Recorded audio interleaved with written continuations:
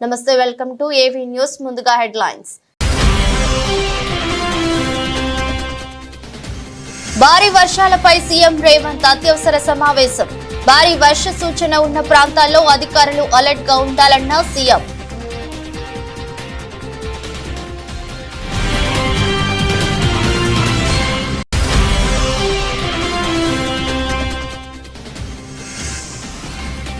భారీ వర్షాలకు వణికిపోతున్న ఆంధ్రప్రదేశ్. వరదను సమర్థంగా ఎదుర్కొంటామన్న సీఎం చంద్రబాబు.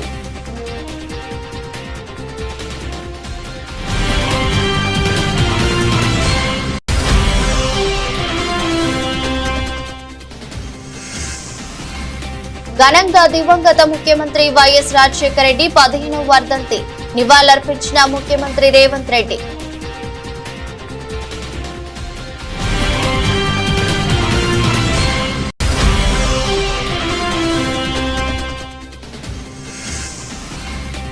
ప్రకాశం బ్యారేజీకి రికార్డు స్థాయిలో వరద. భారీ వరదలతో విరిగిపోయిన ప్రకాశం బ్యారేజ్ మొదటి 3 గేట్లు.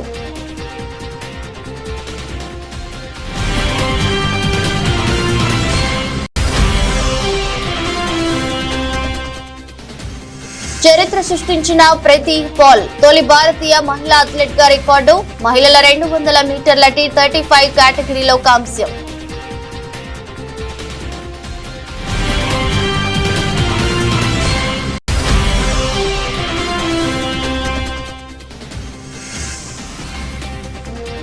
బంగారు కొనుగోలుదారులకు శుభవార్త. వరుసగా 3వ రోజు తగ్గిన బంగారం ధరలు.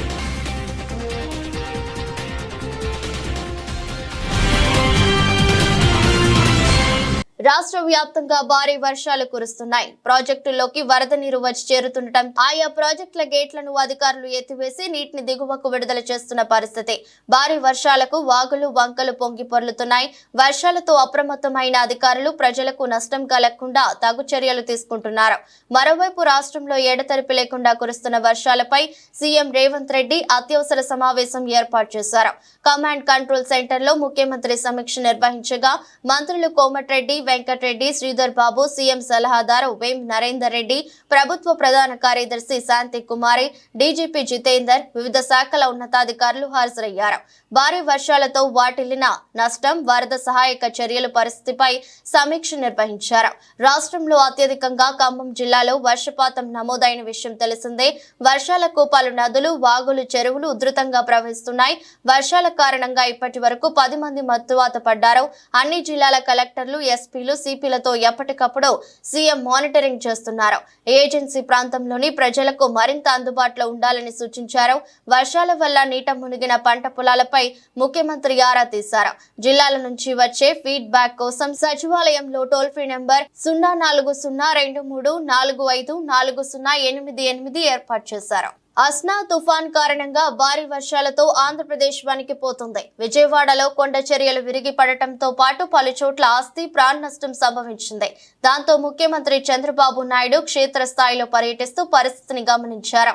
అనంతరం విజయవాడ కలెక్టరేట్ లోనే బస చేసిన చంద్రబాబు మీడియాతో మాట్లాడుతూ వరదను సమర్థంగా ఎదుర్కొంటామని చెప్పారు. వరద బాధితులందరికీ న్యాయం జరిగేలా ప్రత్యేక యాక్షన్ ప్లాన్ తో ముందుకెళ్తామని, ఆ తర్వాతే తాను అక్కడి నుండి వెళ్తానని స్పష్టం చేశారు. ఇవ్వాల్సిన ఫుడ్ పాకెట్స్ కానీ అవన్నీ వెళ్తున్నాయి. ఇంకా మమ్మరం చేస్తున్నాం. ట్రాఫిక్ కూడా కంజెషన్ ఉంది, అన్ని రెగ్యులేట్ చేస్తున్నాం. చివరి ప్రాంతానికి కూడా వెళ్లాల్సిన అవసరం ఉంది. కొంతమంది పేషెంట్ కూడా ఉన్నారు, పిల్లలు ఉన్నారు, కొంతమంది ముసలోళ్ళు ఉన్నారు, వాళ్ళు కూడా తీసుకురావాలి.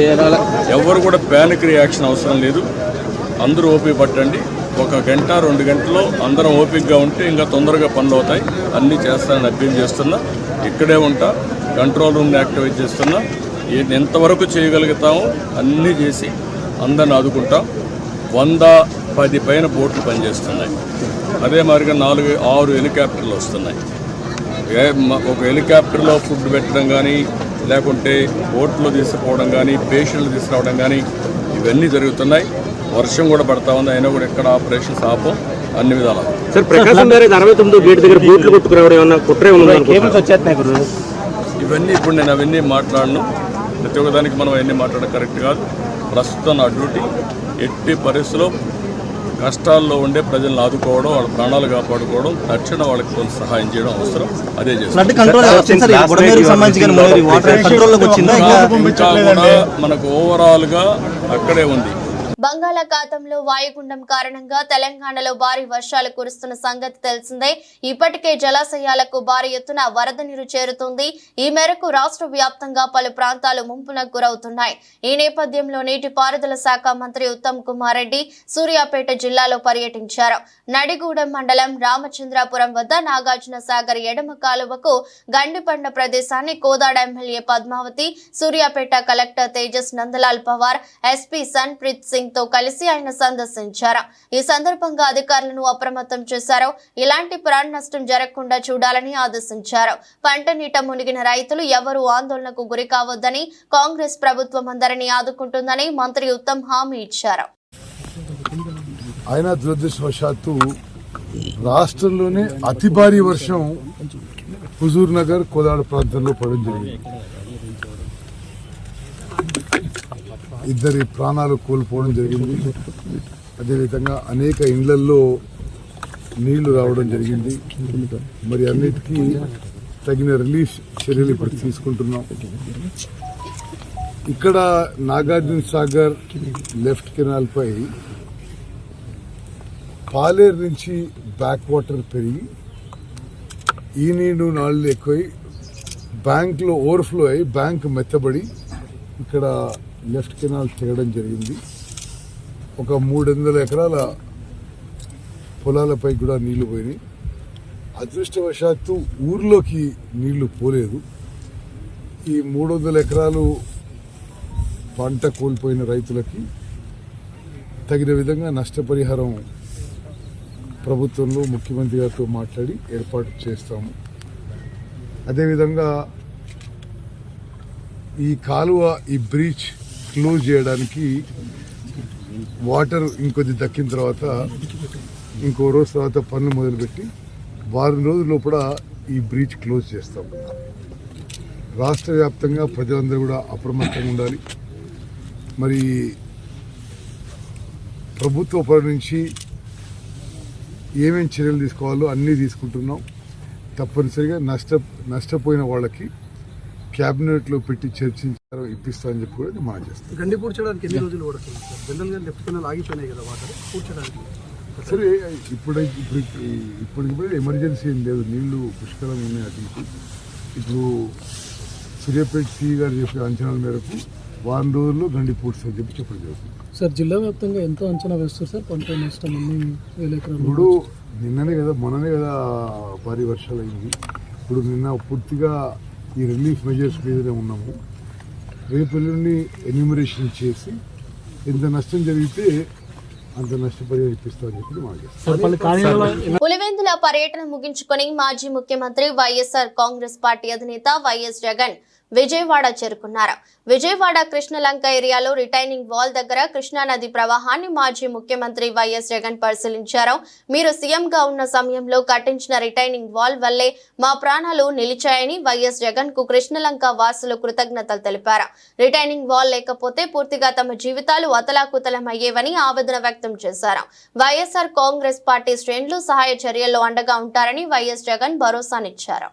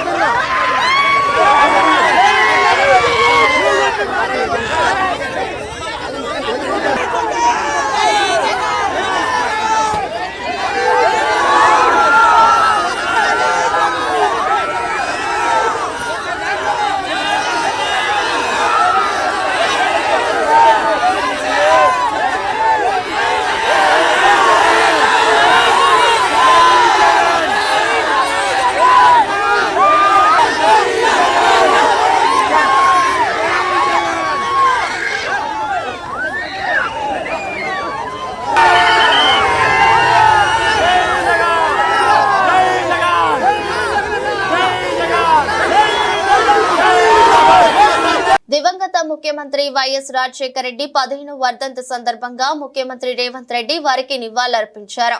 జూబ్లీహిల్స్ నివాసంలో వైఎస్ఆర్ గారి చిత్రపటానికి పుష్పాంజలి ఘటించారు. కార్యక్రమంలో సీఎం సలహాదారులు వేం నరేందర్ రెడ్డి, మాజీ మంత్రి బోధన ఎమ్మెల్యే పి సుదర్శన్ రెడ్డి, పలువురు ప్రజాప్రతినిధులు, నేతలు కూడా ఉన్నారు. అలాగే గాంధీ భవన్ లో వైఎస్ఆర్ వర్ధంతి సందర్భంగా ఆయన చిత్రపటానికి కాంగ్రెస్ నాయకులు పూలమాలలు వేసి నివాళులర్పించారు. అంతకుముందు పంజాగుట్టలోని వైఎస్ఆర్ విగ్రహానికి పూలు చల్లి నివాళులర్పించారు. ఈ కార్యక్రమంలో TPCC working president Mahesh Kumar Goud, MP Anil Yadav, MLA Danam Nagender, Rohin Reddy, చల్లా నరసింహారెడ్డి, నిరంజన్ కుమార్ రావు, అల్లం భాస్కర్, మెట్టు సాయి కుమార్, బొజ్జ సంధ్యారెడ్డి, ప్రేమలత అగర్వాల్ తదితరులు పాల్గొన్నారు. ఆంధ్రప్రదేశ్ లో భారీ వర్షాలు కురుస్తున్నాయి. రాష్ట్ర వ్యాప్తంగా జనజీవనం అస్తవ్యస్తంగా మారింది. వాగులు, వంకలు, నదులు పొంగి ప్రవహిస్తున్నాయి. పలు గ్రామాలకు రాకపోకలు నిలిచిపోయాయి. విజయవాడలోని ప్రకాశం బ్యారేజీకి కని విని ఎరుగని స్థాయిలో వరద నీరు వచ్చి చేరుతోంది. చరిత్రలోనే తొలిసారిగా బ్యారేజీకి 11,20,000 క్యూసెక్కులకు వరద వచ్చింది. దీంతో అధికారులు అప్రమత్తమయ్యారు. గేట్లు తెరిచి వరద నీటిని కిందకి వదులుతున్నారు. ఈ క్రమంలోనే ఎగువ నుంచి కొట్టుకు వచ్చిన బోటు 69వ నెంబర్ గేట్ ను ఢీకొట్టింది. దీంతో స్వల్పంగా డ్యామేజ్ జరిగింది. బోటు ఎక్కడి నుంచి కొట్టుకు వచ్చిందని అధికారులు పరిశీలిస్తున్న క్రమంలోనే మరో 4 బోట్లు కొట్టుకొచ్చాయి. దీంతో అధికారులలో సందేహాలు వ్యక్తమవుతున్నాయి. ప్రమాదవశాత్తు కొట్టుకు వచ్చాయా లేక ఎవరైనా కావాలని బోట్లను వదిలారా అని అనుమానిస్తున్నారు. గతంలో చంద్రబాబు నివాసాన్ని ముంచాలనే ఉద్దేశంతో బోటు అడ్డు తగిలిందని, అప్పటి వైసీపీ ప్రభుత్వం నీటి ప్రవాహాన్ని పెంచేందుకు ప్రయత్నించిందన్న ఆరోపణలు ఉన్నాయి.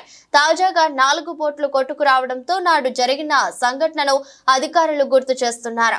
ఈ బోట్లు కొట్టుకు రావడం వెనుక ఎవరైనా ఉన్నారా అనేది తెలుసుకోవడానికి ప్రయత్నిస్తున్నారు. ఇరిగేషన్, రివర్ కన్జర్వేటివ్ శాఖల అధికారులు దీనిపై విచారణ జరుపుతున్నారు. ప్రకాశం బ్యారేజీ వద్ద 23.6 అడుగుల మేర నీరు ప్రవహిస్తోంది. ఈ స్థాయిలో వరద గతంలో ఎన్నడూ లేదని అధికారులు చెబుతున్నారు. ఖమ్మం వరద ప్రభావిత ప్రాంతాలలో మాజీ మంత్రి పువ్వాడ అజయ్ సోమవారం నాడు పర్యటించారు.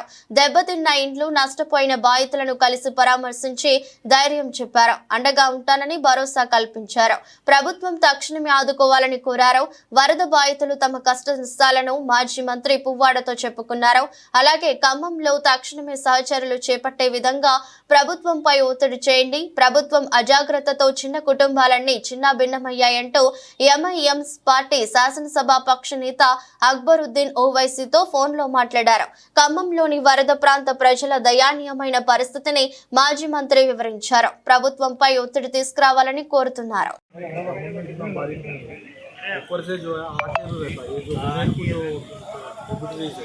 वो और वो अपने आंध्रा से जो पानी आता है वो पूरा आके एकदम फ्लैट में है और ये लोगों को जो है चेतावनी भी नहीं दिया है तो बहुत लोग डूब गए। माना तो बहुत खराब हो गया जो है चलने के लिए भी ये नहीं मिला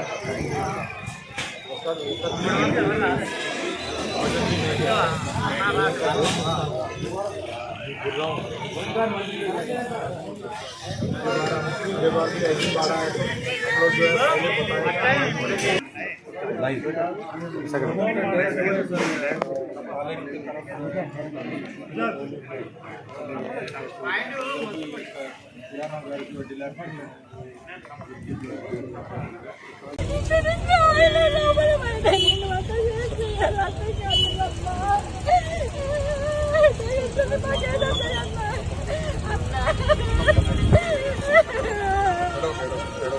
రాష్ట్రంలో భారీ వర్షాలు, వరదల నేపథ్యంలో జిల్లాల కలెక్టర్లు, పోలీస్ అధికారులు అప్రమత్తంగా ఉండాలని రెవెన్యూ, సమాచార శాఖ మంత్రి పొంగులేటి శ్రీనివాసరెడ్డి ఆదేశించారు. స్థానికంగా అందుబాటులో ఉంటూ ప్రాణ, ఆస్తి నష్టం జరగకుండా ముందస్తు చర్యలు చేపట్టాలన్నారు. ఎటువంటి పరిస్థితులైనా ఎదుర్కోవడానికి సిద్ధంగా ఉండాలని చెప్పారు. తన నియోజకవర్గం పాలేరులోని నాయకన్ గూడెనికి చెందిన యాకూబ్, ఆయన భార్య సైదా వరదలో కొట్టుకుపోవడంపై మంత్రి పొంగులేటి తీవ్ర భావోద్వేగానికి లోనయ్యారు. పర్యంతమయ్యారు. విలేకరుల సమావేశంలో జరుగుతున్న సమయంలోనే యాకూబ్ కుటుంబం కొట్టుకుపోయిందని సమాచారం అందడంతో కన్నీటి పర్యంతమయ్యారు. నేను ఉదయం నుంచి ఆ కుటుంబాన్ని కాపాడేందుకు చేయని ప్రయత్నం అంటూ లేదు. హెలికాప్టర్లను పంపేందుకు ఫోన్లు చేస్తూనే ఉన్నా భారీ వర్షాలకు హెలికాప్టర్లు టేకాఫ్ కావడం కష్టమన్నారు. మరోవైపు యాకూబ్ సైదాకు ధైర్యం చెప్తూనే ఉన్నా స్థానిక కాంగ్రెస్ కార్యకర్తలను సిద్ధం చేసి ఒక డ్రోన్ ద్వారా వారికి లైఫ్ జాకెట్లను అందించాం. ఇంతలోనే వరద పోతెత్తడంతో వారు ఇంటి గోడ కూలి నీటిలో కొట్టుకుపోయారు. వారి కొడుకు షరఫ్ ను రక్షించగలిగామని మంత్రి తెలిపారు. అనంతరం ఆయన ఖమ్మం వెళ్తూ యాగన్గూడెంలో ఆగి యాకూబ్ సోదరుడు లాల్ సాహెబ్ ఇతర కుటుంబ సభ్యులను ఓదార్చారు. పాలేరు నియోజకవర్గంలో పాలేరు డౌన్ స్ట్రీమ్ లో యాకూబ్ అనే ఒక నిరుపేద సిమెంట్ బ్రిక్స్ చేసుకుంటాడు. అందరినీ ఖాళీ చేశారు. ఆ యాకూబు తన భార్య, తన కొడుకు, తనొక్కడు చాలా ఎత్తు ప్రదేశంలో ఉన్నాడు. ఇందాక నేను చెప్పినట్టు కనీ విని ఎరగని ఫ్లడ్ వచ్చింది. 1,60,000 అన్నాను. దీంతో అతను ఆ పూరింటిలో నివసిస్తూ ఫ్లడ్ వచ్చేసరికి పైకి ఎక్కాడు. మార్నింగ్ నుంచి నేను ఒక 25-30 టైమ్స్ అతనితో పర్సనల్ గా ఫోన్ లో మాట్లాడుతూ ధైర్యం చెప్పుకుంటూ వచ్చాను. అటు 3 ప్లేసెస్ లో ఏదైతే నేవీ వాళ్ళకి సంబంధించిన హెలికాప్టర్లు ట్రై చేశాం, ఇక్కడ డిఫెన్స్ కి సంబంధించిన హెలికాప్టర్స్ ట్రై చేశాం. అదే రకంగా హకీంపేట ఎయిర్ ఫోర్స్ కు సంబంధించిన హెలికాప్టర్లు ట్రై చేశాం. లోకల్ రెయిన్లు హెవీగా ఉన్న కారణంగా ఏ ఒక్కళ్ళు హెలికాప్టర్ టేక్ ఆఫ్ తీసుకోలేము అనే పరిస్థితి ఉంది. ఏదైతే ఎన్డీఎఫ్ వాళ్ళని టీమును కూడా పంపించాం, బోట్స్ పంపించి, వాళ్ళు కూడా ఆ ఫ్లోలో మేము పనిచేయలేము అని అక్కడి నుంచి వాళ్ళు బ్యాక్ అయ్యి ఇంకొక ప్రదేశానికి వెళ్ళారు. అయితే అక్కడ ఒక డోన్ ఒకటి పక్కన మోతేలో ఉంటే అది 20 kgs వే చేసే డోన్ అని చెప్తే ఆ డోన్ తెప్పించి లైఫ్ జాకెట్స్ ఆ డోన్ ద్వారా ఒక థ్రెడ్ ఒక 20 మీటర్స్ రోప్ని ఏదైతే లైఫ్ జాకెట్స్ ని పంపించాం. అవి కూడా వేసుకున్నారు. వేసుకున్న తర్వాత కూడా నేను వీడియో కాన్ఫరెన్స్ జరిగే ముందు కూడా వాళ్ళతో మాట్లాడాను ధైర్యంగా. ఆ వీడియో చూపించి వాళ్ళ ఆ వీడియో కాన్ఫరెన్స్ లో నాతో మాట్లాడేటప్పుడు వాళ్ళ ఆవేదన వర్ణాతీతం. అంటే చావు చనిపోబోతున్నాను అనేది ఆ తల్లి నాతో మాట్లాడి ఆ ఘోష ఎప్పుడు నాకు కనిపిస్తుంది. ఇప్పుడే ఆ గోడ కూలిపోయిందట 2 minutes ముందు.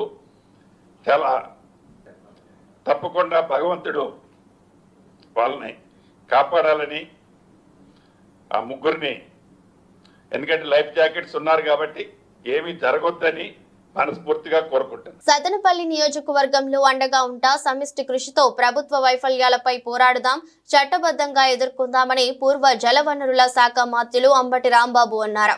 సోమవారం వైఎస్ రాజశేఖర రెడ్డి 15వ వర్ధంతిని పురస్కరించుకుని జరిగిన పలు కార్యక్రమాల్లో ఆయన పాల్గొన్నారు. వైఎస్ఆర్ విగ్రహానికి పూలమాల వేసి నివాళులర్పించి అనంతరం ప్రసంగించారు. ఈ సందర్భంగా ఆయన మాట్లాడుతూ పరిపాలన, స్నేహం, సాయం, సేవా కార్యక్రమాల్లోనూ వైఎస్ రాజశేఖర రెడ్డి అరుదైన వ్యక్తిత్వం కలిగిన వాడన్నారు. పేదల గుండెల్లో స్థిరస్థాయిగా నిలిచిపోయిన మహానీయుడని కొనియాడారు. గత 5 ఏళ్లలో జగన్మోహన్ రెడ్డి తండ్రిని మరిపించేలా సంస్కరణలతో సంక్షేమ సుపరిపాలన అందించారని గుర్తు చేశారు. ఈ ప్రభుత్వం అధికారం చేపట్టి 3 నెలలే అయినా ప్రజా వ్యతిరేకత కూడగట్టుకుందని ఆరోపించారు. వృద్ధులకు పింఛన్ తప్ప ఈ ఒక్క హామీని అమలు చేయలేదని విమర్శించారు. జీవో నెంబర్ 29లో తల్లికి మాత్రమే తల్లికి వందనం పథకం వర్తిస్తుందని స్పష్టంగా ఇచ్చిన మాట మారుస్తున్నారని ఆరోపించారు.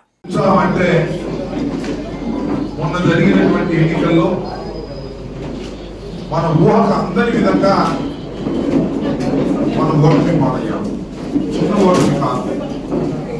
ఒప్పుకోవాలి కొన్ని విషయాలు. చరిత్రలో చాలా బలమైనటువంటి ఓటమిని మనం చవి చూసాము. రాష్ట్ర వ్యాప్తంగా బలమైన ఓటమిని చవి చూసాము. మన జిల్లాలో, ఉమ్మడి జిల్లాలో ఒక్క సీటు కూడా రానటువంటి పరిస్థితి చూసాం. మన నియోజకవర్గంలో అనూహ్యంగా 27,867 ఓట్లతో నేను ఓటమి పాలయ్యాను. ఒక పెద్ద నిరుత్సాహమైనటువంటి కార్యక్రమంలో ఉన్నాం. నేను ఆ రోజు తర్వాత 4వ తారీఖు ఉదయం ఇక్కడి నుంచి వెళ్ళా. వాళ్ళ ఇవాళే ఇక్కడికి రావడం జరిగింది. ఎందుకంటే ఒక నిరుత్సాహంలో ఉన్నప్పుడు కొంత బాధ కలుగుతుంది కాబట్టి రాలేకపోయాను. రాలేకపోయినా పార్టీ కార్యక్రమాలను నేను నిరంతరం హెడ్ ఆఫీస్ నుంచి అన్ని నిర్వహిస్తున్నటువంటి సందర్భం. మీ అందరికీ నేను ఈ సందర్భంగా మనవి చేసేది ఏమిటంటే ఈ నిరుత్సాహం జీవితాంతం ఏమి ఉండదు. ఒక 5 సంవత్సరాల తర్వాత మళ్ళీ ఎన్నికలు జరుగుతాయి. ఆ ఎన్నికల్లో మరోసారి ప్రజల యొక్క నిర్ణయాలు బయటపడతాయి. కాకపోతే నేను ఈ సందర్భంగా మీ అందరికీ చెప్పాలనుకుంటుంది ఏంటంటే ఇప్పుడు నుంచి ప్రారంభమవుతుంది చర్చ. జగన్మోహన్ రెడ్డి గారి పరిపాలన ఎలా ఉంది, చంద్రబాబు నాయుడు గారి పరిపాలన ఎలా ఉంది, ఆయన 5 సంవత్సరాలు ఎలా పరిపాలన చేశాడు, ఈయన ఎలా పరిపాలన చేయబోతున్నాడు, ఇప్పుడు ఈ 3 మాసాల్లో ఏ విధమైన పరిపాలన చేశారు అనేది చర్చ. నేను మళ్ళా మనవి చేస్తున్నా, సత్యనపల్లిలో నేనున్నప్పుడు పరిపాలన ఎలా జరిగింది, ఇప్పుడు ఎలా జరుగుతుంది అనేది కూడా చర్చకు వస్తుంది. 3 నెలలే, ఎక్కువే కాలం. రాబోయే కాలంలో ఇంకా పెద్ద చర్చలు జరుగుతాయి. నేను మీ అందరికీ మనవి చేస్తున్నా, జగన్మోహన్ రెడ్డి గారు ఇచ్చిన ప్రతి హామీని నెరవేర్చాడు. చంద్రబాబు నాయుడు గారు ఇచ్చిన హామీలు పాతపట్నం మండల కేంద్రంలో ఆక్రమణదారులపై చర్యలు తీసుకోవాలి. మాజీ ఎమ్మెల్యే రెడ్డి శాంతి మండల కేంద్రం మహీంద్ర డిగ్రీ కళాశాల సమీపంలోని ప్రహరాజపాలెం రెవెన్యూ పరిధిలోని ప్రభుత్వ భూమిని టీడీపీ నాయకులు ఆక్రమించుకుంటున్నారని, ఆక్రమణదారులపై చర్యలు తీసుకోవాలని మాజీ ఎమ్మెల్యే రెడ్డి శాంతి ప్రభుత్వానికి డిమాండ్ చేశారు. సర్వే నంబర్ 7లో 2 ఎకరాల ప్రభుత్వ భూమిని చదును చేయడంతో ఈ రోజు ఆ స్థలాన్ని ఆమె పరిశీలించారు. ఈ సందర్భంగా మాట్లాడుతూ ప్రభుత్వ భూమిలోని టేకు చెట్లను కూడా నరికివేసి సంపదను ఆక్రమణదారులు దోచుకున్నారన్నారు. అలాగే యథేచ్ఛగా మాట్లాడుతున్న మాజీ ఎమ్మెల్యే రెడ్డి శాంతి గ్రావెల్ తవ్వకాలు చేపడుతున్నారని అన్నారు. టీడీపీ కూటమి ప్రభుత్వం సూపర్ 6 హామీలను నమ్మి రాష్ట్ర ప్రజలు వారికి అధికారం కట్టబెడితే ఉన్న పథకాలను తొలగిస్తున్నారని ఆరోపించారు. అలాగే మహిళలకు రక్షణ లేకుండా పోయిందన్నారు. చెప్పాలని మరి ప్రజల పక్షాన పోరాడే వైఎస్ఆర్సీపీ పార్టీ మేము ఈరోజు దీన్ని ఎజెండాగా ప్రజల కోసం ప్రజాగళంగా మేమంతా కూడా ఇక్కడ ఉండేటువంటి నాయకులు ప్రజలు మేమంతా కూడా ప్రశ్నిస్తున్నాం. ఈ ప్రభుత్వానికి అభివృద్ధి చేయాలి కానీ ప్రభుత్వ స్థలాలు ఆక్రమించుకోవడం, ప్రజల తాలూకా సంక్షేమ ఫలాల మీద కొట్టడం ఇది పరిపాలన కాదు. పాలకపక్షం అంటే ప్రజల తరపున ఉండాలని ప్రశ్నిస్తున్నాం. జై జగన్.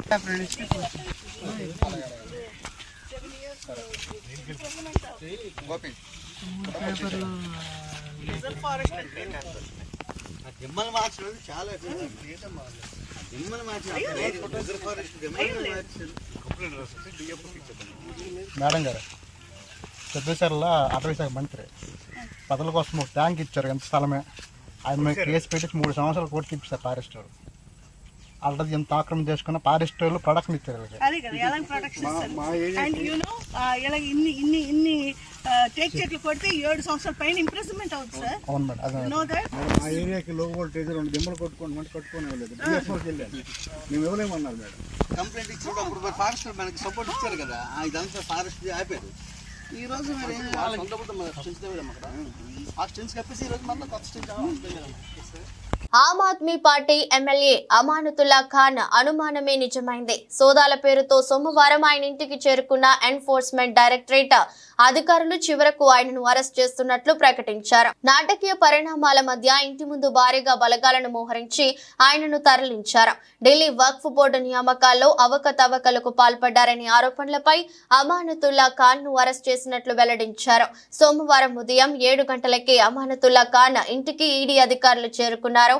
సోదాలకు సంబంధించి జారీ అయిన వారెంట్ చూపుతూ తలుపులు తెరవాలని కోరారు. మెయిన్ డోర్ తెరిచిన గ్రిల్ లాక్ చేయడంతో అధికారులు ఇంట్లోకి వెళ్లలేకపోయారు. ఈ సందర్భంగా ఈడీ అధికారులకు ఆప్ ఎమ్మెల్యే అమానతుల్లా ఖాన్ ఆయన కుటుంబ సభ్యుల మధ్య వాగ్వాదం చోటు చేసుకుంది. తనను అరెస్టు చేయడానికే వచ్చారంటూ అమానతుల్లా ఖాన్ ఆరోపించగా అలా ఎందుకు అనుకుంటున్నారంటూ ఈడీ అధికారి ఒకరు ఎదురు ప్రశ్నించారు. దీనిపై మండిపడ్డ ఎమ్మెల్యే అరెస్టు చేయడానికి కాకుంటే 3 గదులు ఉన్న ఇంట్లో ఏం సోదాలు చేయడానికి వచ్చారంటూ అధికారులను నిలదీశారు. ఎమ్మెల్యే అమానతుల్లా ఖాన్ ఇంట్లో సోదాలు జరిపిన తర్వాత ఎమ్మెల్యేను అరెస్టు చేస్తున్నట్లు ప్రకటించిన అధికారులు భద్రతా బలగాల సాయంతో అమానతుల్లా ఖాన్ ను తీసుకువెళ్లారు. ప్యారిస్ లో జరుగుతున్న పారాలింపిక్స్ లో భారత పారా స్ప్రింటర్ ప్రీతి పాల్ రికార్డు సృష్టించింది. మహిళల 2 మీటర్ల T35 కేటగిరీలో కాంస్య పథకం గెలుచుకుంది. దీంతో ట్రాక్ అండ్ ఫీల్డ్ లో 2 పథకాలు సాధించిన తొలి భారతీయ మహిళా అథ్లెట్ గా రికార్డుకెక్కింది. ఆదివారం అర్ధరాత్రి జరిగిన 200 మీటర్ల రేసులో ప్రీతి కెరీర్ లో బెస్ట్ ప్రదర్శన చేసింది. 30.01 సెకండ్ల వ్యక్తిగత అత్యుత్తమ టైమింగ్ తో కాంస్యం నెగ్గింది. చైనా ద్వయం జియా జౌ గువో కియాన్ వరుసగా స్వర్ణం రజతం కైవసం చేసుకున్నారు. అంతకుముందు శుక్రవారం మహిళల 100 మీటర్ల T35 లోనూ భారత స్ప్రింటర్ కాంస్యం సాధించిన విషయం తెలిసిందే.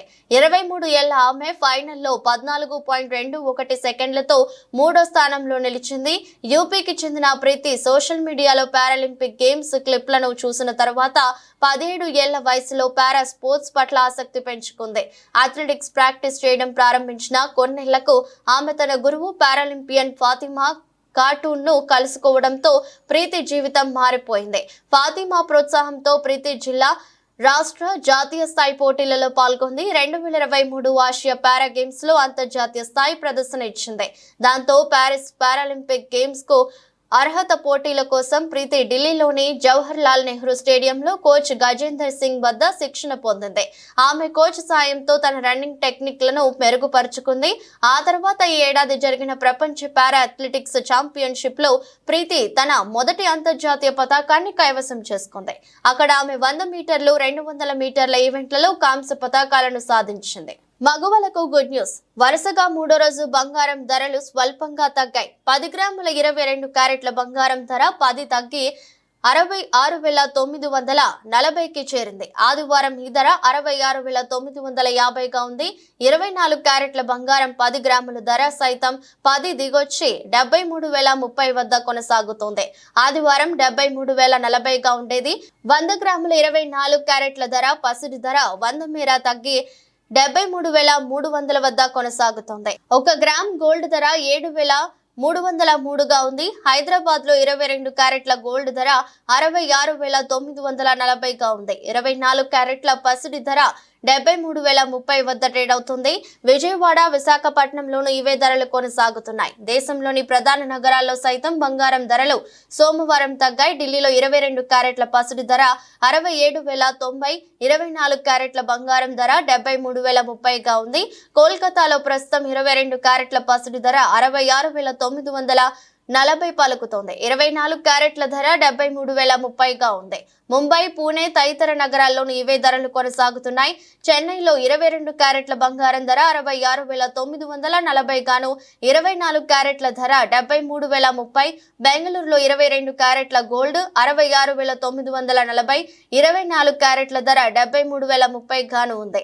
ఆర్బీఐ వడ్డీ రేట్లు, ఫెడ్విటీ రేట్లు వంటి అంశాలు పసిడి ధరల్లో హెచ్చు తగ్గులకు కారణమవుతున్నాయని నిపుణులు చెబుతున్నారు. వార్తలు ముగించే ముందు మరోసారి హెడ్లైన్స్.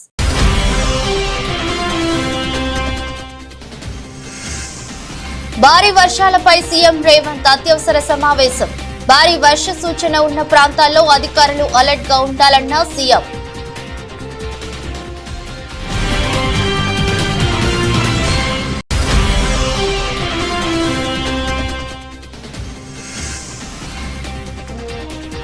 భారీ వర్షాలకు వణికిపోతున్న ఆంధ్రప్రదేశ్. వరదను సమర్థంగా ఎదుర్కొంటామన్న సీఎం చంద్రబాబు.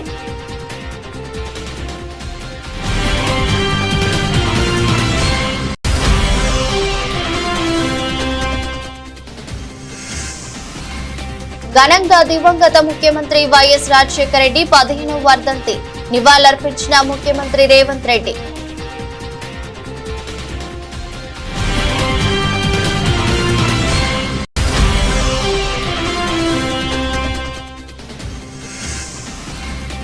ప్రకాశం బ్యారేజీకి రికార్డు స్థాయిలో వరద.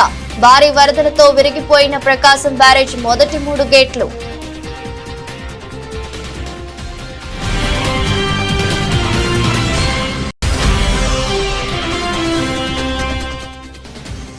చరిత్ర సృష్టించిన ప్రీతి పాల్ తొలి భారతీయ మహిళా అథ్లెట్ గా రికార్డు. మహిళల 200 మీటర్ల T35 కేటగిరీలో కాంస్యం.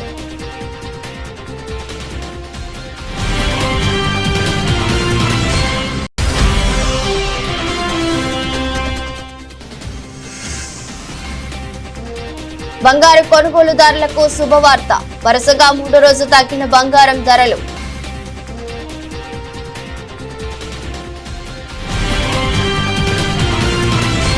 ఈ దృష్టి బులెటిన్ మరో బులెటిన్లో మళ్ళీ కలుద్దాం. అంతవరకు సెలవు. నమస్కారం.